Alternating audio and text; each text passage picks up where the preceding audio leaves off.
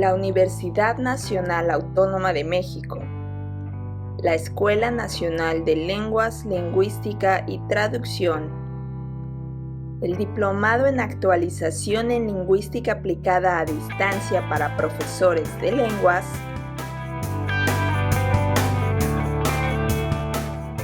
presentan el método intercultural en la enseñanza de lenguas, la propuesta de Michael Byram.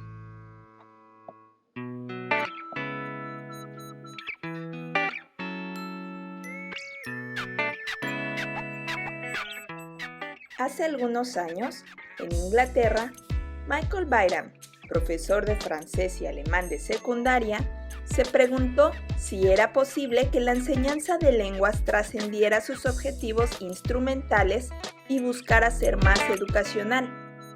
También se cuestionó si, como se presume, la enseñanza de lenguas le daba a los estudiantes una perspectiva que les ayudara a conocer y comprender mejor a las personas. Así, luego de adentrarse en la lectura de la investigación hecha hasta ese momento, encontró que no había evidencia o indicadores de que eso sucediera. Además, identificó un problema. Los profesores de lengua, incluido él, no eran lo suficientemente sistemáticos al planear la enseñanza. Se pensaba en la parte del idioma, pero la parte cultural, de apertura y ampliación de los horizontes de los estudiantes solo se hacía de forma incidental y por casualidad. Con estas inquietudes como base, se propuso escribir un libro dirigido a los maestros de lenguas, que sirviera para realizar una planeación más sistemática. Así fue como comenzó todo, y en 1997 se publicó Teaching and Assessing Intercultural Communicative Competence. Antes de entrar de lleno a los conceptos y características del método propuesto por Michael Byram, es necesario detenernos a definir ¿qué es cultura? La simple definición de cultura ha sido objeto de debate y discusión en las ciencias sociales y humanidades, pero para efectos del enfoque intercultural propuesto por el profesor Byram, partiremos de la idea de que cultura es un verbo. La cultura es el conjunto de valores, creencias y comportamientos de un grupo de personas. Es lo que diferentes grupos hacen y comparten y los valores y creencias que subyacen a esas acciones. Es importante mencionar que la referencia a grupos no remite necesariamente al concepto nacional de los mismos. Cultura mexicana, cultura estadounidense, alemana, etc., sino que puede tratarse de colectivos diferentes como la familia, grupos que comparten intereses específicos, aquellos que se forman en las escuelas, etc. En cuanto a su relación con la lengua, es de utilidad retomar un concepto desarrollado por el antropólogo estadounidense Michael Byram y que Byram retoma en el planteamiento de su enfoque. Language culture. But language culture is the notion that language and culture are closely related, but it's not as simple as saying that language and culture are inseparable.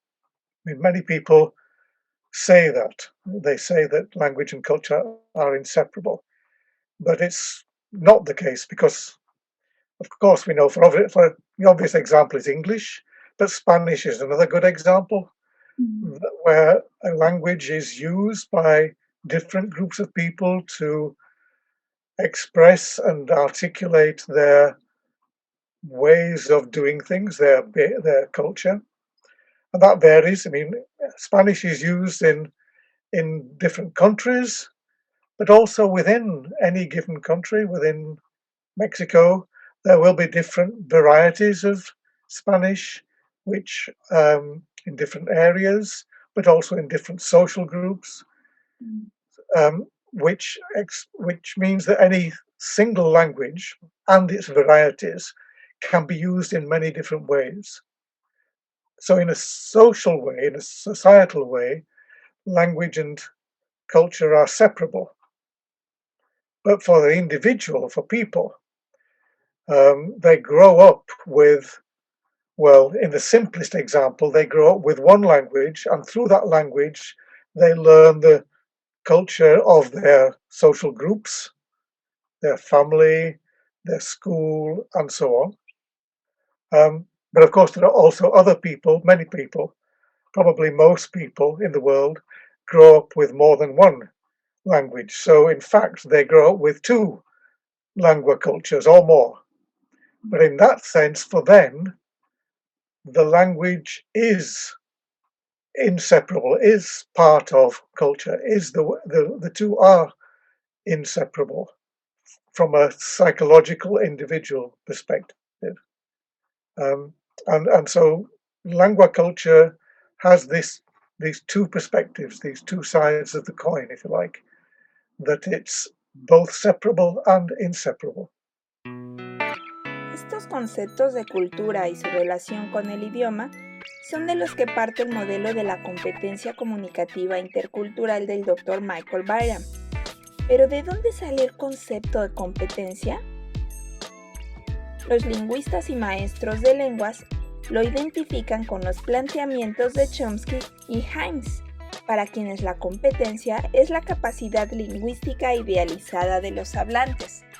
Es la base sobre la cual los usuarios usan su lengua en el mundo real, en tiempo real, con las limitaciones que esto implica. Este mismo concepto es definido de manera más amplia por el Consejo de Europa.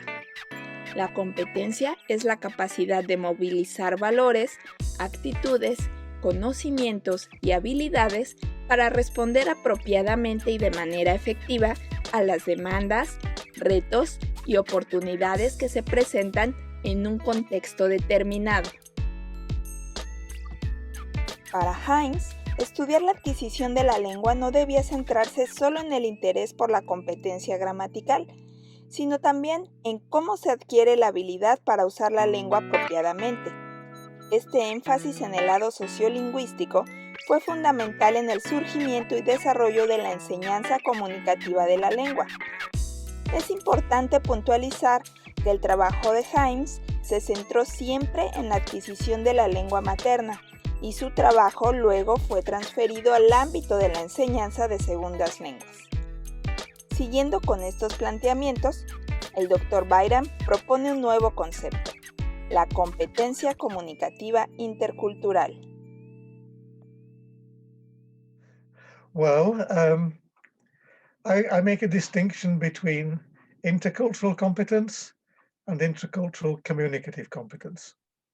And when I talk about this in lectures and so on, I often use the example of, I say, okay, imagine that you are in a school and most of the people I lecture to are teachers. You're in a school, you're a school teacher, and you are in, let's suppose I'm lecturing in England, then you're in an English school, and in your school some event has taken place, something illegal in some sense, whatever it might be, whether it's to do with drugs or whatever. And therefore a police person, a policeman, woman, or maybe a lawyer comes to the school to discuss what shall be done. That person is also English. And yet that person has his or her lawyer culture, and you have your teacher culture. And although you're not aware of it, they, the lawyer, they don't understand everything that you're talking about because you use language, you use words which are specific to teaching, and the other way around. Lawyers use words and ways of talking, not just words, discourse, which we know are difficult to understand. So you need intercultural competence. You need to be able to ask questions, to put yourself in the other person's perspective, to be curious, to interact with them and use the certain skills in order to communicate. Now imagine that you are a teacher and you've taken your class to France, as I used to do a lot. And the same thing has happened. There's been something happened where a lawyer comes to the school, or a policeman or woman, but this time they're French. So not only have you got two different professional cultures, but you've also got a language difference. And probably you are speaking French and they are speaking French. But for you, it's a foreign language, however good you are. And they don't realize perhaps that for you, it's a foreign language. So they have to be sensitive to your language competence. You have to use your language competence. So in addition to your intercultural competence, you need intercultural communicative competence. And then you need all the skills of a good ethnographer, if you like, somebody who can investigate and find out how other people think, other people's cultures work. La competencia comunicativa intercultural tiene 5 dimensiones. 1. Conocimiento de grupos sociales y sus productos y prácticas, en el propio país o región y en el de su interlocutor, y de los procesos generales de interacción social e individual. 2. Habilidades de interpretar y relacionar. Capacidad para interpretar un documento o acontecimiento de otra cultura, explicarlo y relacionarlo con documentos o acontecimientos de la propia. 3.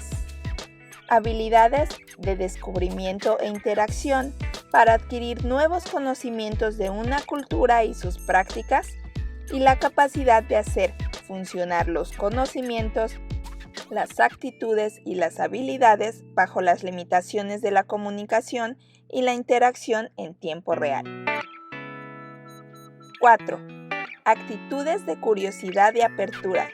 Disposición a suspender la incredulidad sobre otras culturas y la creencia sobre la propia. 5. Conciencia cultural crítica. Es la capacidad para evaluar las perspectivas, las prácticas y los productos de la propia cultura y la de otros países, tanto de forma crítica como sobre la base de criterios explícitos. En el modelo del Dr. Byram, el aprendiz de una segunda lengua no tiene que tomar como modelo al nativo hablante en el estricto sentido de la palabra, pues nunca llegará a ser uno de ellos debido a que es imposible renunciar a su propia identidad. Más bien, el estudiante debe aspirar a ser un hablante intercultural. And I think it's important to make distinctions. There's not a simple answer to this.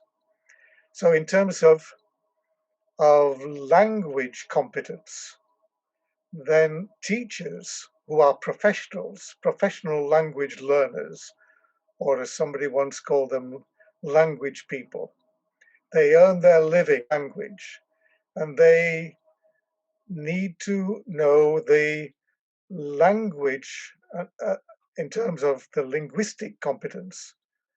They need to know that well, and they need to be able to almost imitate a native speaker. But there is a danger in that. If they can imitate the native speaker in not just grammar, in syntax and morphology, but also in phonetics, then there's a danger, and I use that word, that they get mistaken for a native speaker.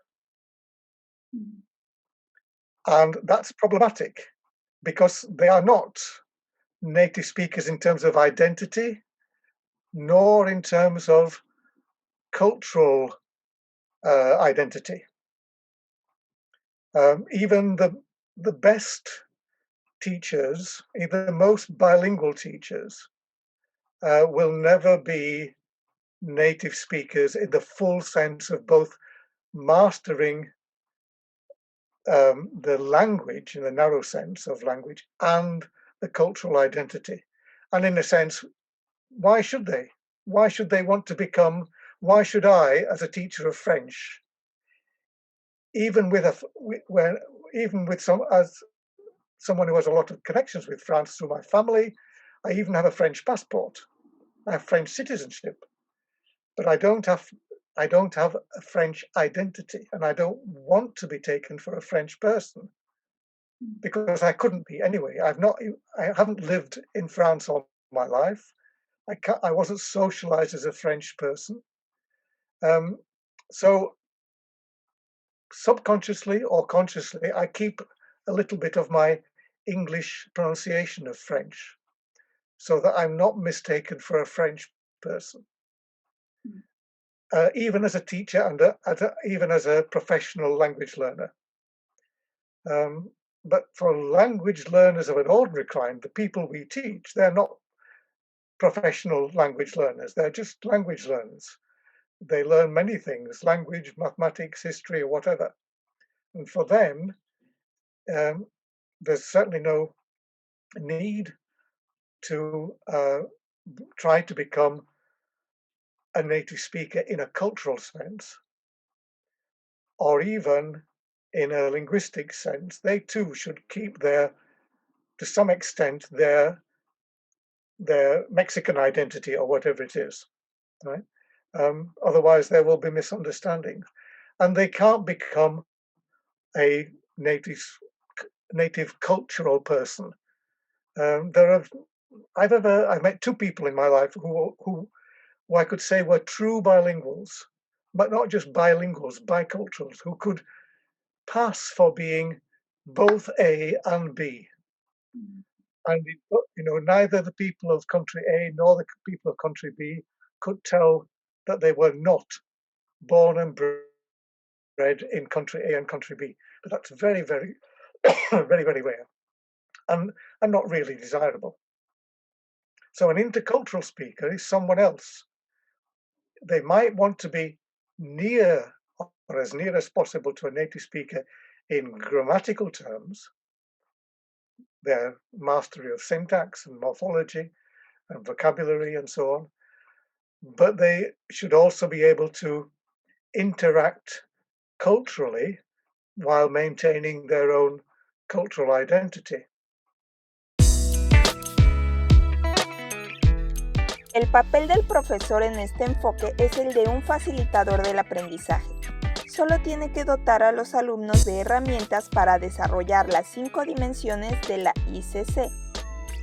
In a sense, the major job of a teacher in this respect, it's not everything that a language teacher does, but is to incite and encourage their learners to do project work which makes them take this perspective on other cultures and themselves, but not big cultures, not national cultures, but to look upon something small and investigate that small event in their own environment, and then compare and contrast it with what they can discover about a similar event in another country or in another region of their own country.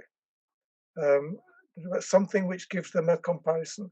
And so it's a facilitator, not a teacher of knowledge in the way that we were talking about before, the problem that you find in textbooks, which imply that teaching culture is somehow teaching knowledge and facts about another culture and country. Las técnicas que los maestros de lengua podemos utilizar para la aplicación de este enfoque tienen mucho que ver con el descubrimiento del conocimiento por el propio estudiante, tal como nos aconseja el Dr. Byram. You have to think of topics and examples which are appropriate for the age group and for the language level.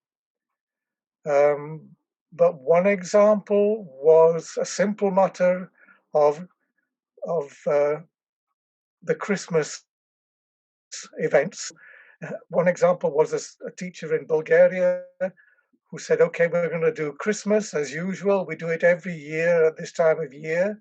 But instead of learning what people in the United States or in England or wherever, what they do for Christmas, which may or may not be true, and not just knowledge and generalizations, you are going to do some little project investigation about what we do at Christmas time, in particular with respect to sending Christmas cards. and she built up a whole project on, first of all, on going out and investigating what local people do with respect to buying Christmas cards, and then comparing that with what she knew and could tell them about events in England. Or another example in an elementary school where the usual topic was fruit. That was the topic. The children were supposed to learn all the words in Spanish for fruit. This was in the United States. But rather than the traditional way of, learning all the words and asking questions, do you like this and do you like that and why and so on, they did some little surveys of their friends in their school. What do you eat? When do you eat? Do you eat this fruit, that fruit? They did some surveys, and then they did some surveys among their friends and neighbours, and they knew how to do surveys. That was common. They'd learned how to do surveys in mathematics and in geography lessons and so on. So that wasn't difficult for them, but they had to do it in a simple way and practice before they did in the classroom, before they went into the local environment and decided if they could find a Spanish-speaking neighbor, they did it in Spanish, but otherwise they did it in English, and then they reported their results. So in other words, they were doing science, they were doing social science, they were collecting data. And the topics were just the ordinary topics, the topics they did every day or every year. Una de las preocupaciones más importantes de los maestros es la de los materiales, específicamente los libros de texto. ¿Cómo poder aprovecharlos en el método intercultural? Yeah, most textbooks, even now, despite our critiques of them for a long time now, most textbooks still take the view that somehow teaching culture is teaching facts about a country, or maybe more than one country, but a country where the language Spanish or English or whatever is spoken by the majority of the population. And often the facts that they present are pretty superficial facts, not very substantial, and often not very interesting, actually, also. So my view is that there's some need to teach for learners to learn something about another country in order to have their own country, or they have to learn something about another culture of a smaller kind in order to learn something about themselves.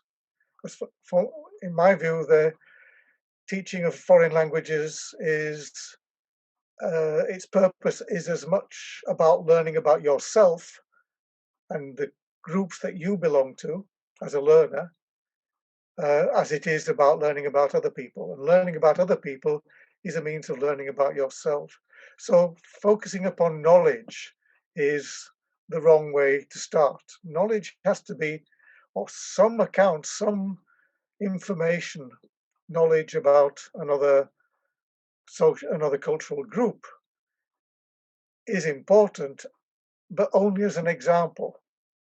Because the more important thing is to use that example as a means of teaching and learning skills and perspectives and critique of other places and of oneself and one's own social groups and cultures. So in a way, it doesn't matter what you teach in terms of knowledge base. It's only an example. But the problem with textbooks is they tend to see that as the beginning and the ending. That's the start and the ending of everything. And that knowledge is more important, but skills and attitudes are more important than specific knowledge. En esta entrevista, el Dr. Byram nos habló de las características más importantes de su enfoque. Antes de despedirse, dejó un mensaje para todos los participantes del diplomado ALAD. Obviously I would want to say that's a very important module. But I would also say you need to perhaps rethink your identity. Many people, maybe not in your group, but many people think of themselves as language teachers. And often I hear people say, what I am suggesting is not language teaching. It's more than that, and that's not what I am. I am a language teacher. But if you really take language teaching as seriously as part of education, and that's important for me, and I think, we all want to be educating and not just instructing in skills, but educating people, as members of society, then that has impact upon how you see yourself as a teacher, and raises much more difficult questions about what teaching involves than just teaching grammar, and that's difficult. It's a challenge, but it's important. And I suppose the last thing I would say is, what I always got from teaching, and I still get from teaching, is not the immediate success of learners in the classroom, whether they can get their language right or wrong or whatever, but what they might say to me years later. Sometimes, my students got in touch with me many years later and said that they appreciated some of the things that I did. They've forgotten all the French I ever taught them, but they've learned something about themselves and about other people, which is important to them. And that's success. You don't hear it often, but you know that if one says it, then there are many others who maybe also have learned something about themselves from your teaching, and that's important. El modelo del Dr. Michael Byram ofrece a los docentes de lengua una nueva manera de pensar su profesión, pero también implica un gran reto, el del autoconocimiento a nivel intercultural. Uno de los principales retos es precisamente que los maestros desarrollemos la competencia comunicativa intercultural para ser más sensibles a las necesidades de aprendizaje de nuestros estudiantes y traspasar lo que en teatro se llamaría la cuarta pared. Es decir, es indispensable involucrarnos, descubrir sus identidades y compartir experiencias más profundas que trasciendan la gramática y el vocabulario y que ayuden a desarrollar el pensamiento crítico y la conciencia cultural de cada uno. Así, seremos partícipes en la construcción de una nueva language culture para ellos.